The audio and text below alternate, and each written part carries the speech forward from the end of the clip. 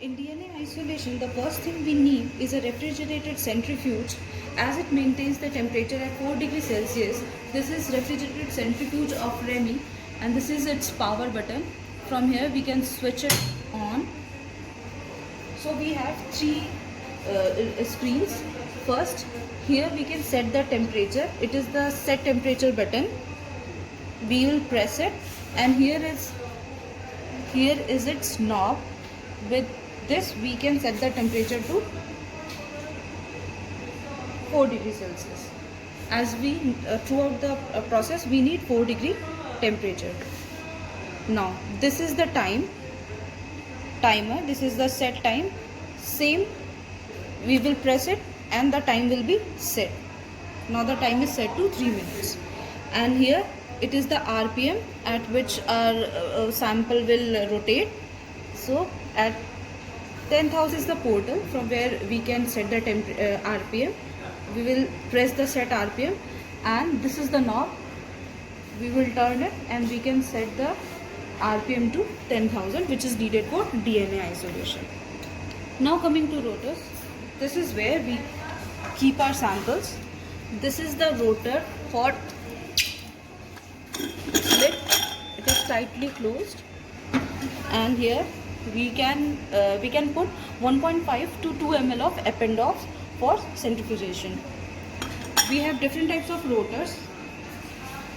First, this is a rotor for 50 ml Falcon and this is a rotor for 15 ml Falcon.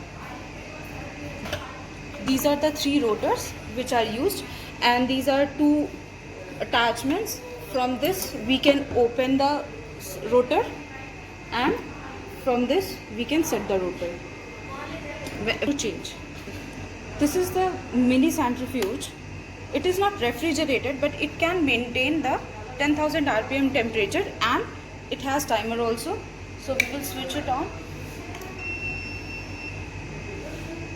In this we can only put 6 samples of 1.5 or 2 ml. Now coming to vortex. Vortex is used to mix the samples. It has two modes, touch on mode and constant mode. If we will put the constant mode on, then it will rotate. And when we will press it to touch on mode, so when we will touch it, then it will rotate. So its work is to mix the sample. Now the blood sample which are needed is stored in these EDTA vials.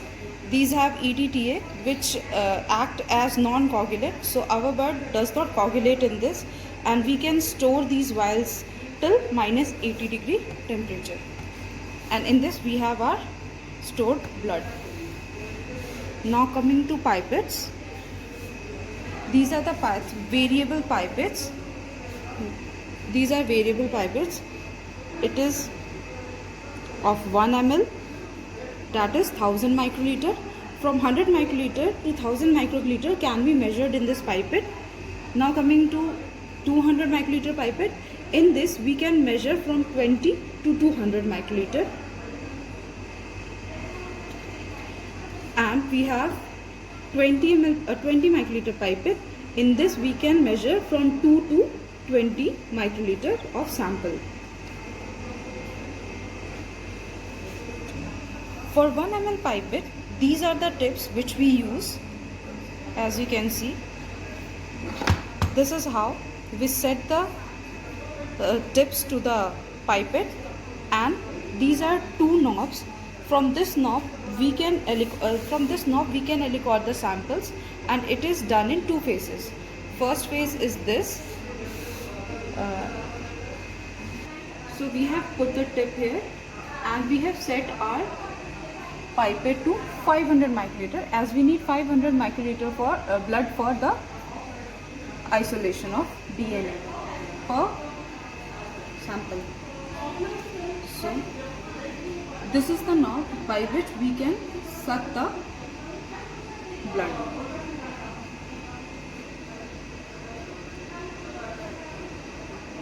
So we have taken the blood and we will put it in 2 ml of Eppendorf.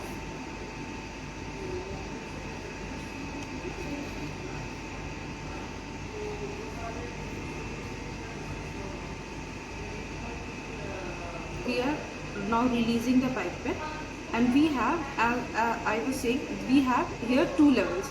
Now from this we will extra press it to release all the sample in the tube, and from this now we can release the tip from the pipette. To 500 microliter of blood, we will add 1 ml of lysis buffer, which has been prepared earlier. The work of lysis buffer is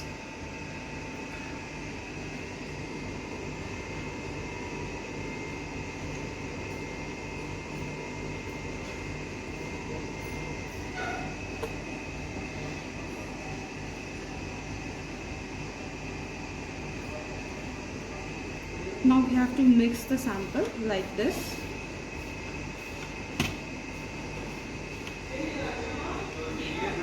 And keep it for 1 minute. After 1 minute, we will keep it. We will centrifuge the samples. Now 1 minute has been gone, so we will put the samples to centrifuge. While keeping the tubes for centrifugation, we have to keep in mind that the hinge part is present on outside of the centrifuge, and the opening part is present towards the inside. And we have to keep in balance that the centrifuge is well balanced, otherwise the sample might spill off due to pressure.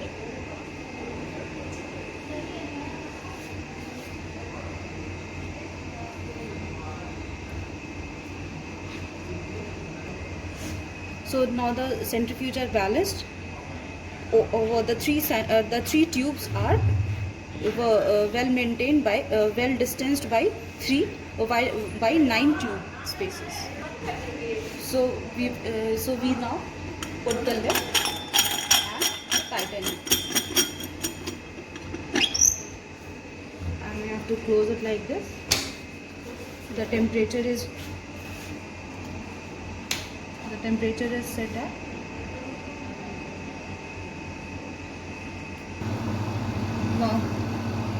now the temperature is set at 4. We have to centrifuge it for 10 minutes and at 10,000 rpm.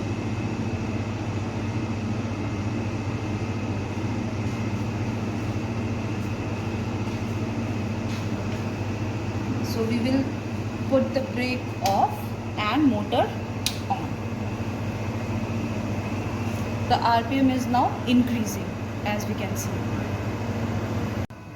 So the 10 minutes have been over and our centrifugation is done. So we have to switch off the motor and switch on the brake. Now when it comes to 0, then here the lid will unlock. The lid will unlock, so we will have to wait. So it has been unlocked. We'll open it and we'll open the lid. We'll put it here and centrifugation is done. Here we cannot see, but I'll show you the pellets. So we will discard the supernatant like this, slowly. Then we will see that our pellet is present at the bottom of the tube.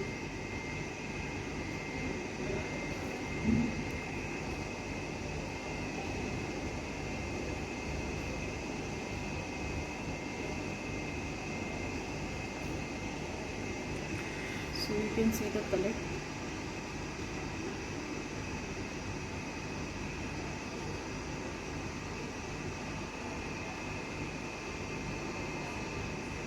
Now we will repeat the step of lysis. This time we will put only 400 microliter of lysis.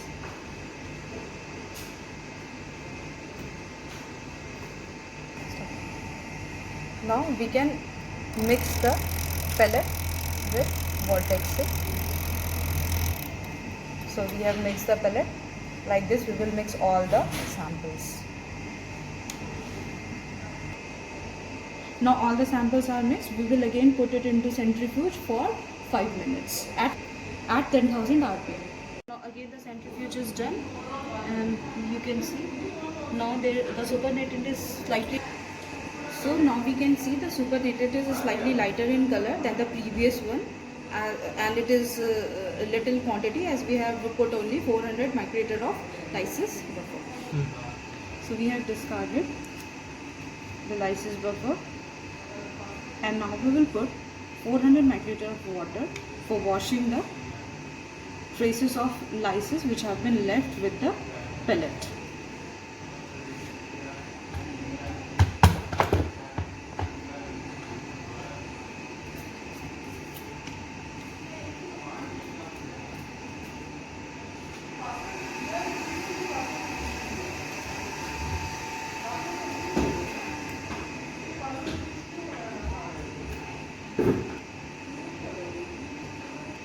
Now at this point we will not vortex the pellet as we have done with lysis buffer. We will just tap the pellet so that it gets detached from the surface, and now it will get washed when we will centrifuge it.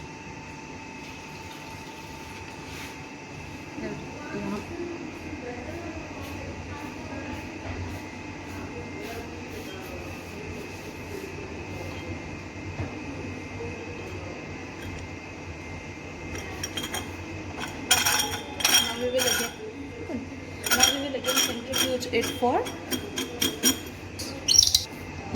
5 minutes.